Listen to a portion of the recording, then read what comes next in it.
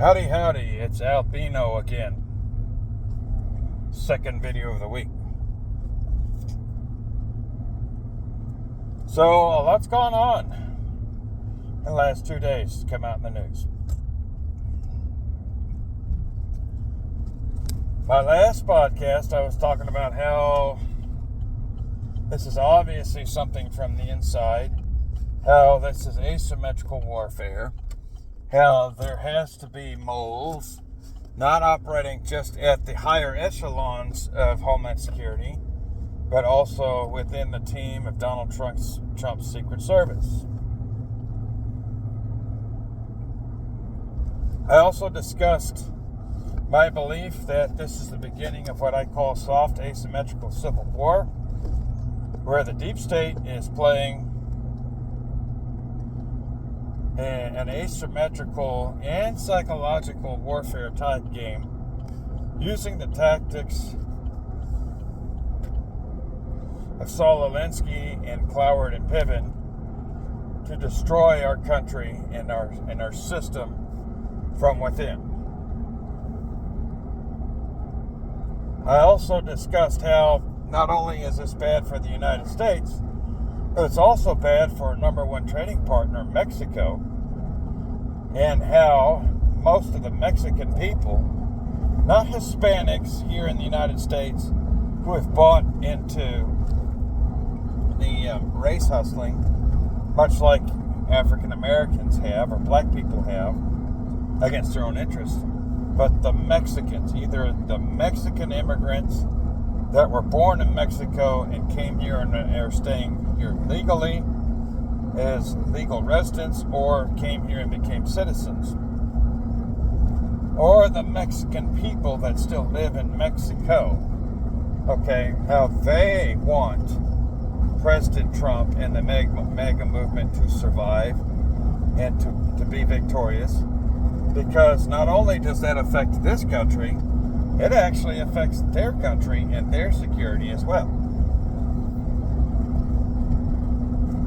Under President Trump, we were well on our way to Mexico being, well, they've been our biggest trading partner.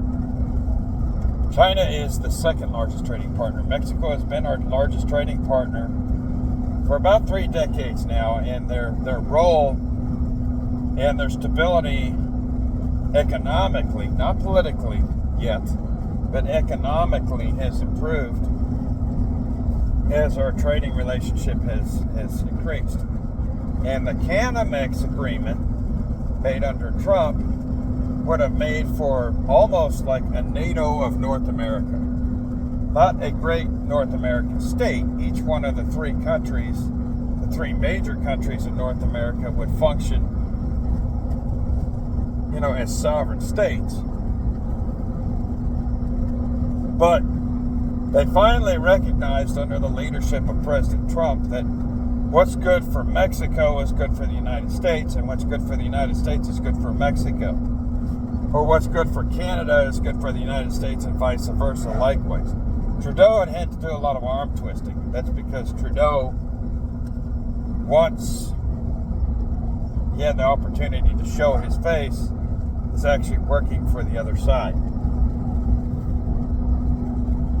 And through the Canamex agreement, which originally was an agreement between the United States and Mexico, it was a trade and defense agreement where the 2 countries would cooperate together, and it was part of Donald Trump's securing the border. So there was a lot more of securing the border than just the immigration wall and beefing up our border patrol.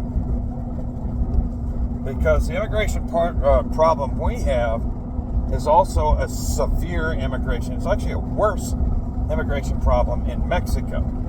Because for a lot of those people to get here, they have to traipse across that country.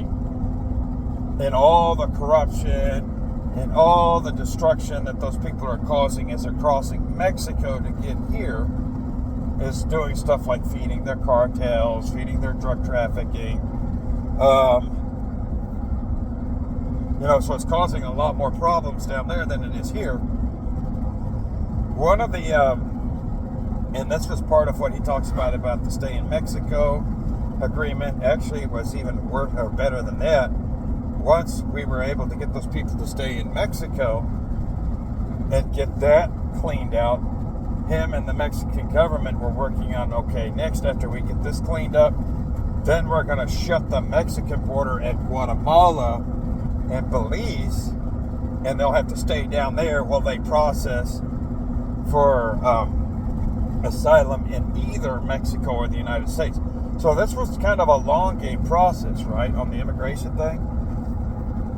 Remember, Trump always plays 5D chess. So I was talking about that and how during the Biden administration, by throwing that border open against the will of the Mexican government, against the Canamex agreement, because the Mexican people have lived under corruption of some form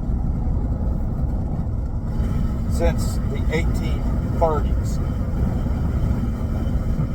What happened in the 1830s? The dictatorship of Santa Anna. That's the reason why Texas and California, and along with that, what became the states of Arizona, New Mexico, southern Colorado, Utah, and Nevada, actually all of Colorado, Utah, Nevada, all the way up into southern Wyoming. That's why that broke away in the 1830s. The western half of that, or the western third of that, became the Republic of California, and the eastern two-thirds of that became the Republic of Texas. And then that spurred two wars between those two republics in Mexico. And then, of course, once we joined in to protect those two republics, that's what spurred the Mexican-American War. But the Mexican people, they founded their country with the hopes, in the 1820s, with the hopes of being like us. But they had a plantation class, just like we had a plantation class here in the southern United States. And it was called the encomienda system, where, and there's still legal battles going on in New Mexico and West Texas and Arizona and Colorado and portions of Utah,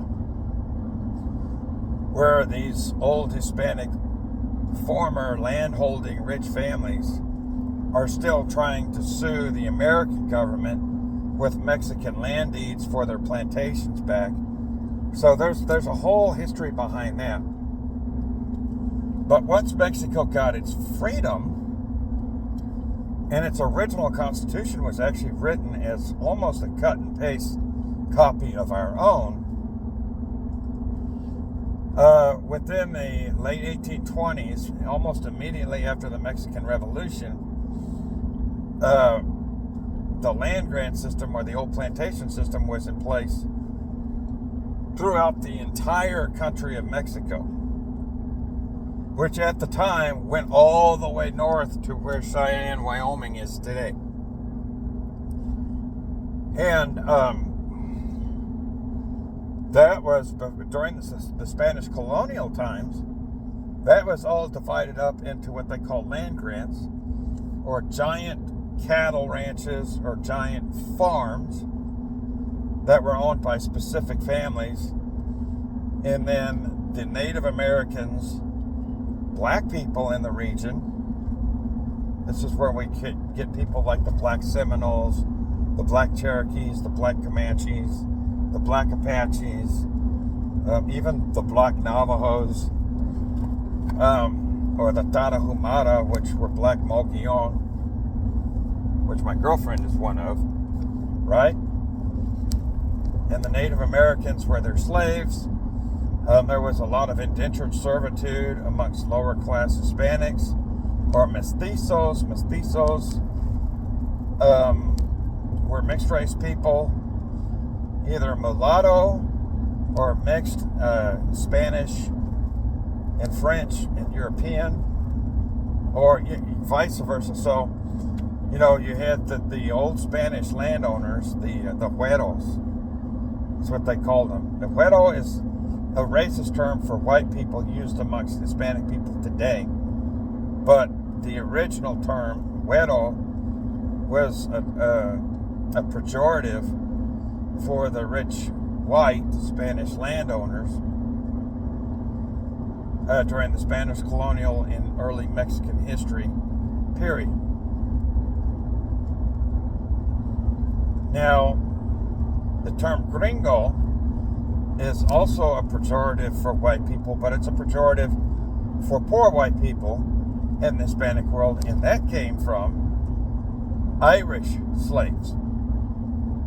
Because during the Spanish colonial and early Mexican history time, especially in northern Mexico and what became portions of the Rocky Mountain and southwestern United States and West Texas and the High Plains, a lot of the cattle workers on the land grants that were cattle stations or sheep stations, along with the black slaves and the Native American slaves, were Irish slaves, what they called the Black Irish, which the Spanish purchased from the British and brought out here to work as cowboys.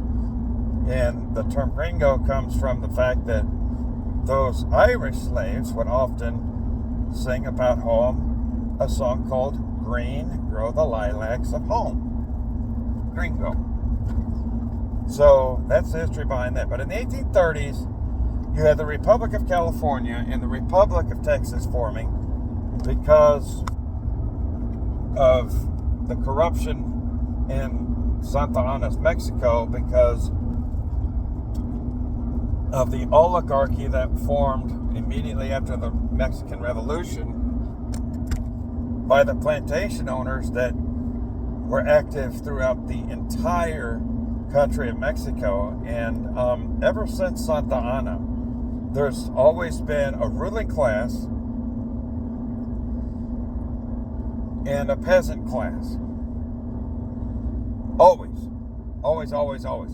And as a matter of fact, it's still a similar version of the caste system that was always in place even during the Spanish colonial period. But once slavery was outlawed in Mexico after the Mexican-American War, Mexico went to its own kind of version of Jim Crow, where you had the old white Spaniards at the top of the ruling class, the mestizos immediately under them, and then everybody else under them. So Mexico had a version of Jim Crow, and kind of still does, that actually is much older than American Jim Crow. And it kind of functioned in a similar way. So imagine the history of the United States if,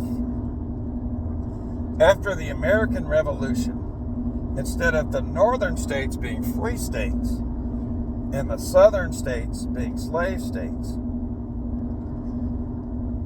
slavery at the time of the Revolution or shortly thereafter, and plantations existed throughout the entire country, and that ruling aristocracy formed an oligarchy that became very corrupt and continued to rule the United States up until the present time. That's kind of what's happened with Mexico.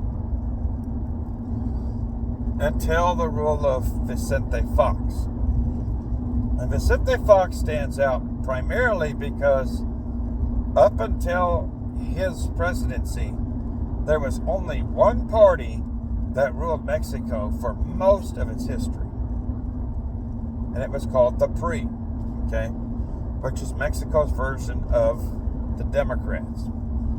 Since Vicente Fox, it's kind of bounced back and forth between the PAN, which is Mexico's version of the Republican Party, and the PRI. But Vicente Fox was really their first Republican president, or what we would consider Republican, and he kind of broke their system. And since that, they've been slowly migrating towards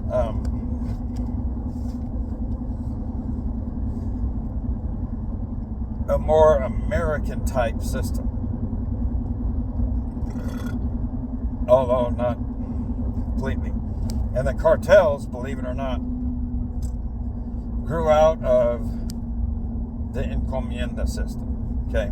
And the encomienda system has been prevalent not just in Mexico, but pretty much throughout all of Latin America and the Caribbean. Anywhere where there was a French or Spanish territory, which is kind of a Latin type system, or even an Italian territory, which there weren't many, but okay, you kind of had that encomienda-like system that, unlike the Anglophone type stuff, where the British or the Dutch had their territories, things like slavery and case systems were done away with more quickly. Now, yes, there was racism, but in the Latin world, that Jim Crow, racism, slavery, caste system type economy in most Latin American countries persists even to this day. If not officially, it's still there. Okay, so the reason why Mexico is willing to join Donald Trump is because Donald Trump is a good businessman. Now, what is a good businessman? First and foremost, who here studies Zig Ziglar? A good businessman, first and foremost, is a good salesman. Okay? So, let's say, for example, I open my own trucking business. Okay, yes. I need to be an expert in logistics and trucking. I need to be good at that trade. But in order for my business to succeed,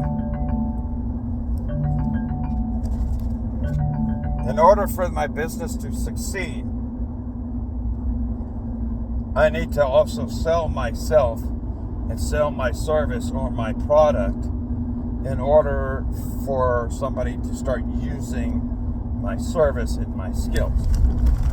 So first and foremost, and then of course you have to kind of be good at accounting or find somebody who's good to manage your money and stuff. But first and foremost, even above the trade, which is a service or product that you provide, you must be a good salesman. So Donald Trump is an excellent salesman. And here's what he did. It's very simple. He used a carrot and stick, and he said, okay, Mexico, look, you have a very large country.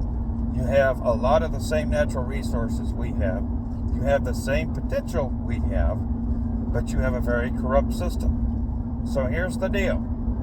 I'm going to build a border wall to protect my country from your corruption, but our continent, our region will not be secure unless you are willing to play ball with us. Here's the deal. So we'll put in the stay in Mexico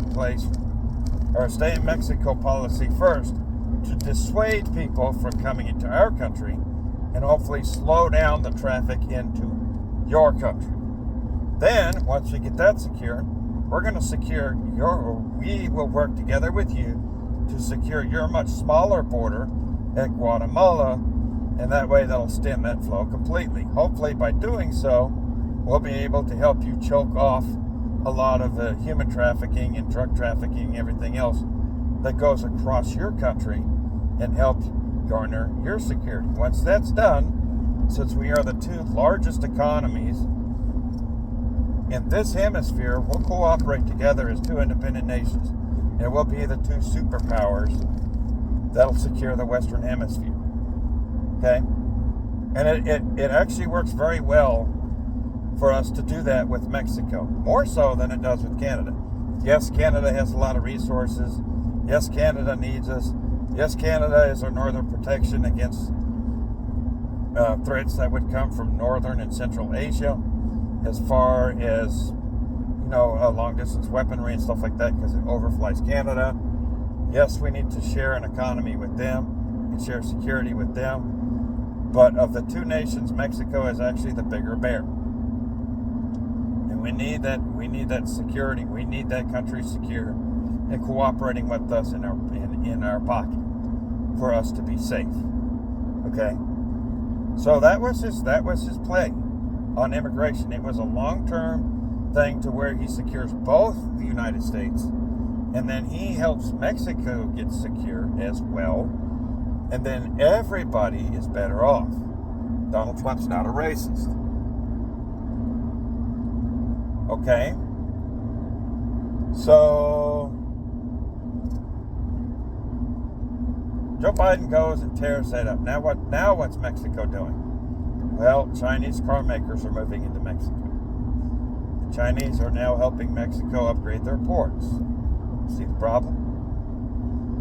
Think about it if you're a Mexican and your northern neighbor has just thrown their borders wide open and said, everybody come on up. And you happen to be in the country that is right in the way of all of this. What do you think is happening to your country as this is going on? Yes, this is very dangerous for the United States, but what is it doing to Mexico? Why is it now that the people in Mexico want Donald Trump to win the election in the United States?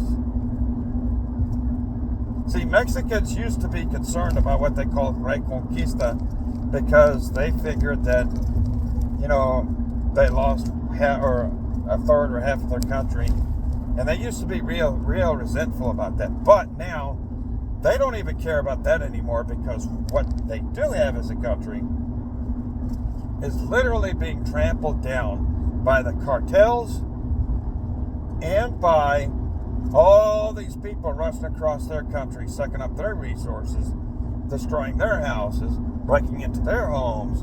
So they could care less about Reconquista. Now they're more worried about, hey, maybe if we get good leadership in the United States, then we can work together with that country to protect our country. And they're willing to do business with us now. Okay? Think on that.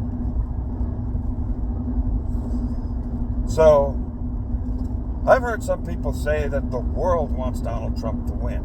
That's not saying the people in power in the world want Donald Trump to win. That's saying the common people in the world, in their hearts, want Donald Trump to win. Why? Because with the leader in place like Donald John Trump, and the shrewd man that he is, he knows how to make peace, and he knows how to make war. He knows where to put the chess pieces on the table. The world knows that with a man like Donald Trump in the White House, and maybe a Nigel Farage at 10 Downing Street, and a good person in Mexico City, and hopefully a decent person in Tokyo, another reasonable person in Seoul, and somebody just 10% smarter than Trudeau in Ottawa, that the world will be safe. The world knows this. But it's got to start with us. Okay? Because if it doesn't, then countries like Mexico, Saudi Arabia, UAE, even the Germans are going to start, or the South Africans, even the Australians or the Filipinos are going to start looking. They're going to make they'll go to make the deal with the devil if they have to, just to keep themselves from falling into chaos. Okay? What does that mean? That could explain why the Saudis are now open to trading oil in yuan or rubles. Whereas up until 2 years ago, since the early 1970s, the Saudis and OPEC traded oil in dollars.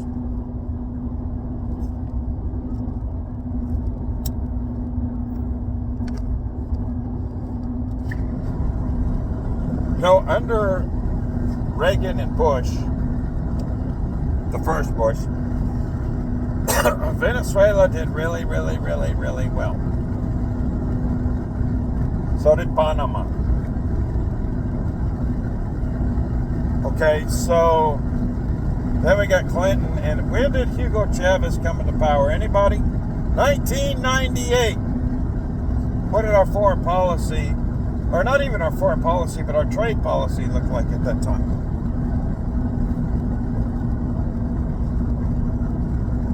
And then we had problems with Chavez all through the Bush years, the second Bush years. Obama gets in power, and then after Chavez steps down, we get Maduro, which is even worse.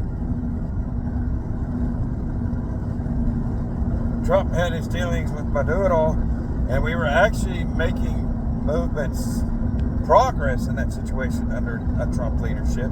Then Biden gets in, and it just goes completely fucking haywire. And where are a good plurality of a lot of these migrants coming from? Yes, they're coming from Africa. A lot of them are coming from Haiti. Yes. A plurality of them are coming from Venezuela. There's others coming from Ecuador and Venezuela, Bolivia. Also, socialist countries, which up until 30 years ago were not socialist countries in South America. What the fuck is really going on? So we had slowly become from the city, the shining city on a hill, towards the paper tiger. Especially in the last 3.5 years. A lot of that stuff that was going on up until 2017 was actually starting to work its way backwards, back towards Reagan-type normalcy. Or Eisenhower-type normalcy. And then Biden came in, and it's like they said, oh, no, we're not done fucking it up. Now we're going to go full pedal to the metal and just destroy it all. I keep mentioning Yuri Brezhnev, Saul Alinsky, and Cloward and Piven. I did a whole video on Cloward and Piven. So I would encourage everybody here to kind of research that out. Who was Hillary Clinton's idol? Saul Alinsky. Who was Barack Obama's idol? Saul Alinsky.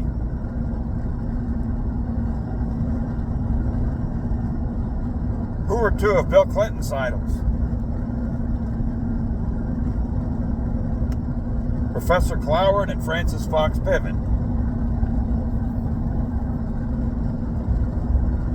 Jimmy Carter. Saul Alinsky.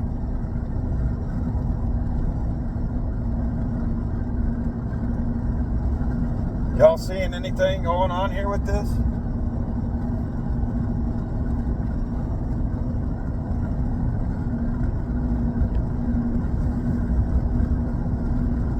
But yeah, the deep state definitely is fighting against the war of the people. And this isn't new, okay? Because during the Eisenhower administration, the tail end of the Eisenhower administration, and this is actually what got Jack Kennedy killed, was the conflict between the White House and the Dulles brothers. And actually, Hoover, too. J. Edgar Hoover. This is also what got Nixon in trouble, because Nixon tried to stand up to Hoover, and they fucking set his ass up. Because Nixon and Kennedy were actually friends. Okay? You go back and you read about the 1960 election, and their policies and their positions, their campaigns were identical. It literally was based upon which one looked better during the televised debate. But they were actually friends. They actually worked together on the HUAC committees back in the 50s. Okay? Hoover and the CIA set up Nixon. Why?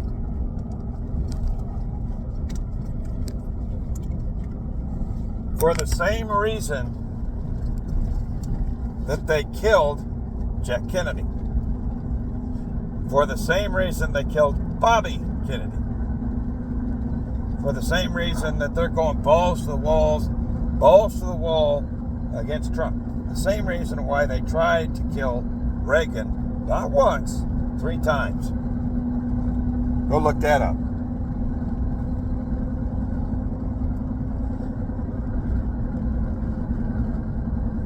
But now it's all coming to a head.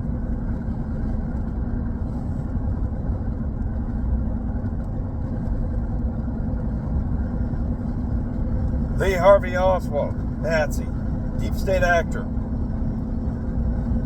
MK Ultra. Martin Luther King, Patsy, deep state operative, MK Ultra. Don't believe me? Look it up.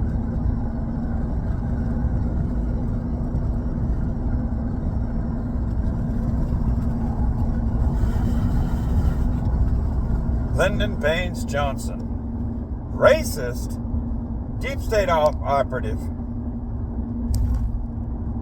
player.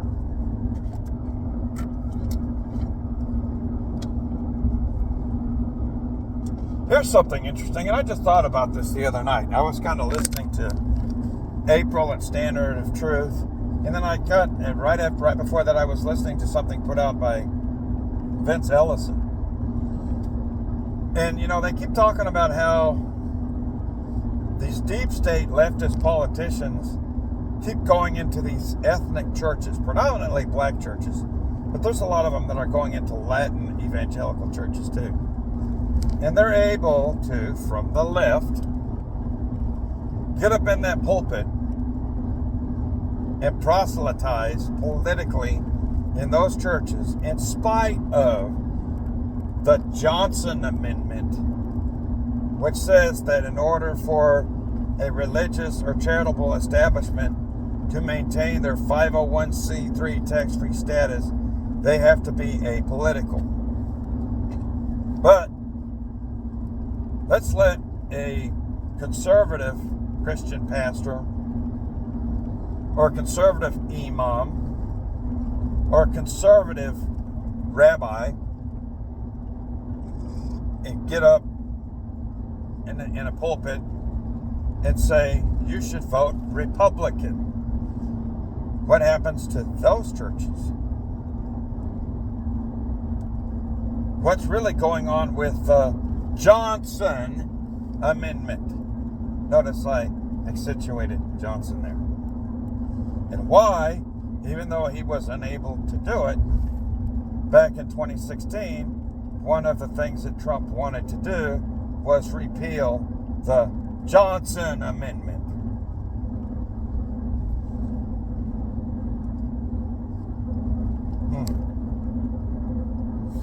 Everybody thinks that Donald Trump had Andrew Jackson hanging up in his office as somebody that he admired. Andrew Jackson, right? Everybody thinks that Trump hung Andrew Jackson's portrait in his office as somebody he admired. Oh, no. No.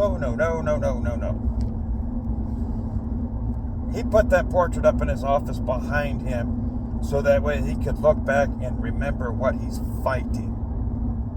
Go read up on Andrew Jackson, then go read up on Trump. See, a smart man, and this is from Sun Tzu, a smart warrior always keeps a portrait of his enemy close to him. Why? So he remembers what his goal is, so he doesn't forget. That's why he had Jackson hanging in his office. If you read up on Jackson and you understand what's really going on with Andrew Jackson, then you really know why Trump put that portrait up in his office. Because he wanted to look at that portrait and hate on everything that man represented every single day he sat in that office so he could remember what his mission was. And I promise you, he'll put that portrait back up again if he wins the White House and survives. That was his version of hate watching. Okay. Want proof? Donald Trump now has Polynesians, native Polynesians, and Native Americans that have joined his campaign going and doing outreach on these reservations to figure out exactly how he can set them free.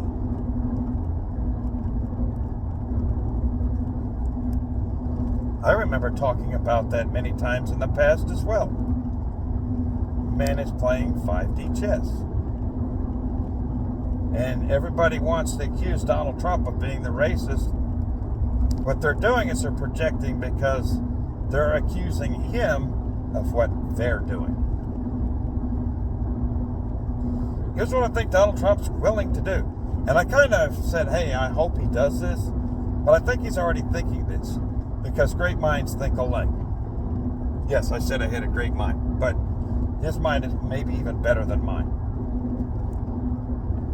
I think he knows that the whole premise of an Indian reservation is a lie.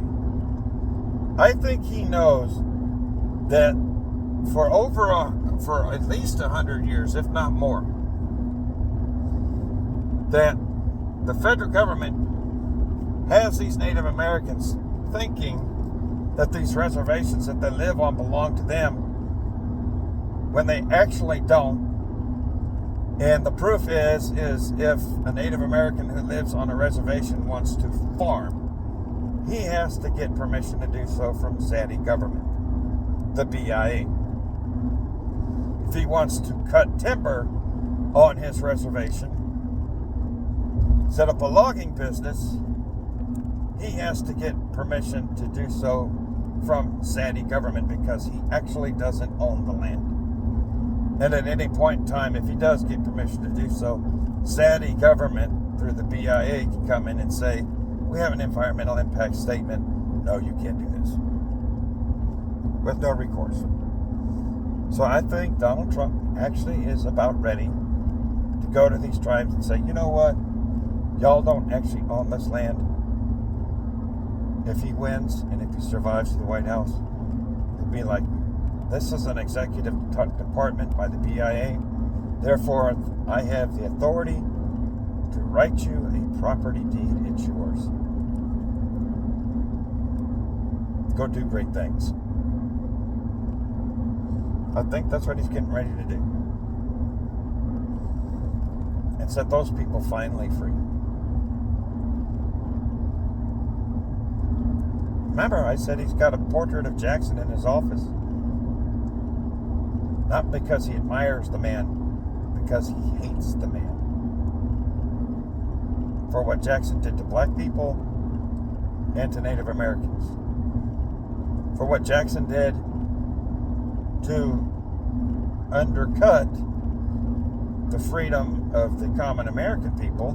Well, look what he did to Daniel Boone. Versus a true free and independent free market American system.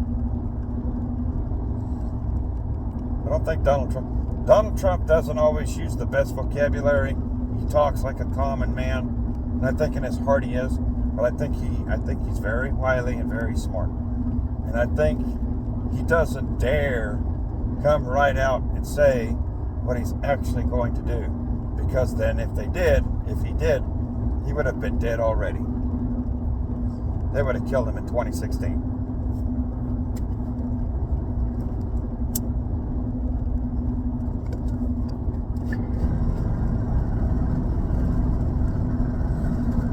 I think this is why he's doing what he's doing with the state of Israel as well. You notice that under Donald Trump, we didn't have to send a whole lot of money to Israel. Yes, we went in there and we recognized that country's capital as the capital that it says is its capital, which is right and good because Israel has the right and determination to determine where in its country it wants to put its capital city. We don't. Then he said to Israel's neighbors, look, we all have common interests and common enemies. Us, the Israelis, y'all. So we could disagree on religion and other things. That's fine. Israel doesn't want to go in and convert your people. We don't want to go in and convert your people. What we do want to do is to cooperate and protect each other's rights to sovereignty. That's the right way to go about diplomacy. That's the right way to walk quietly but carry a big stick. That's the right way to lead the world. And when that happens, we don't have to spend all that money.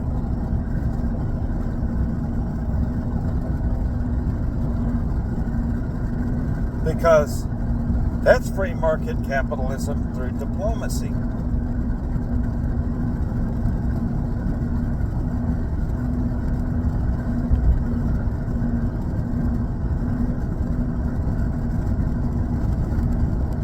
Because that is what George Washington calls a friend to all, enemy to none. The only time before Andrew Jackson,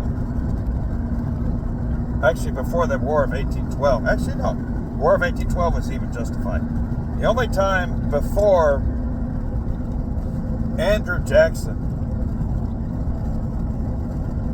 that we went on into war was the Barbary Wars and the War of 1812, and both of them were over impressment of American citizens, either onto pirate ships of the Barbary pirates, or impressment of American soldiers into the British Navy, which is a violation of our sovereignty. Okay? Or incursions of the British from Canada. That's justifiable war. Other than that, we follow the policy of George Washington of an enemy of none but a friend to all, meaning that we're willing to extend a hand of friendship and cooperation as long as you don't bite it off. So that's the diplomacy that Donald Trump took to Israel and the Middle East. That's the diplomacy that Donald Trump took to the Ukraine and to Russia. That's where Donald Trump stumbled into the Biden debacle in Ukraine that they tried to remove him from office for. The media narrative is that the United States and Great Britain walked away from the Minsk Agreement. That's in 2019. That's not true. The Minsk Agreement was made under the leadership of Donald John Trump between Zelensky, Trump, the British, and the Russians, where we said, okay, Russia, if you don't invade Ukraine anymore, you got Crimea, that's it, but you don't do anything else, we will not put Ukraine into NATO. We will leave that as a neutral zone because we sure as hell wouldn't like Russia setting up bases and trying to bring Mexico into the Warsaw Pact, or what used to be the Warsaw Pact, right? So we said, okay, well, we sure as hell wouldn't want you to do that to us. We're not going to do that to you.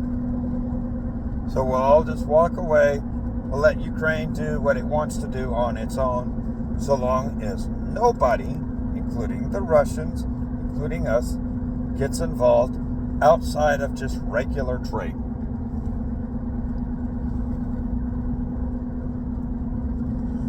That's when all this shit about Burisma and everything else came up. That's when we started getting calls to pull Donald Trump out of office in 2019 over Ukraine, because under an open system, people with dirty hands would have been found out. Am I making sense now?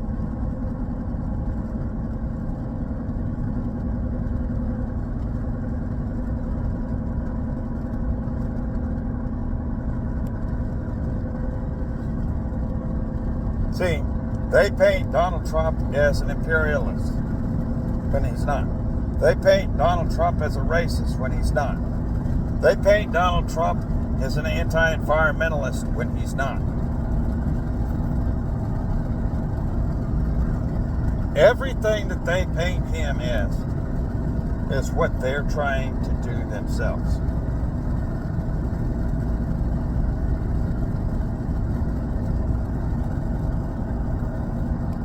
Keen observation. I currently am living and working in eastern Colorado. Colorado's a blue state. Now, I work and live in the red portion of Colorado. So it sure beats the shit out of Denver. Okay? But oftentimes in business and in my personal affairs, I cross the line into Nebraska, which is a red state. And even though I'm living in a conservative area of a blue state, and it sure beats the hell out of being in a blue area in this blue state, just by crossing that state line, there is a marked difference in the condition of the roads, the way that people live, the price of fuel, the cleanliness of the cities,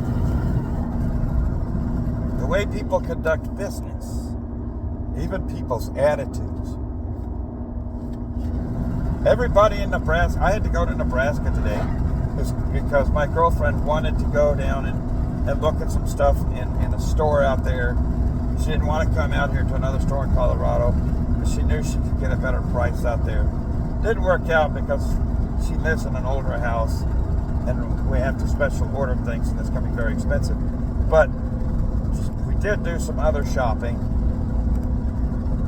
And this is a town that she likes. She's actually from here. From here. Well, she's from Mexico originally, but she's lived out here long enough to where she's formed, networks in her community. And she's become familiar with the towns in the area. The town she lives in is 2 miles from the state line, right? So often she goes into Nebraska to do business. A lot of times she does because it's easier for her to do business there. She saves money. And the people there are nicer. Towns are clean. So we went, she's like, you know what? Let's go hang out downtown. So we went to a little cafe in the downtown, and the city we were in was probably about 20,000 people. Small city, large town. And this downtown area was very nice. It was kind of like a combination of being in small downtown America, say in the 1940s, and a gentrified version, kind of combined. And the people there was a lot going on. Looked up on the billboard on the wall in the cafe we were eating at.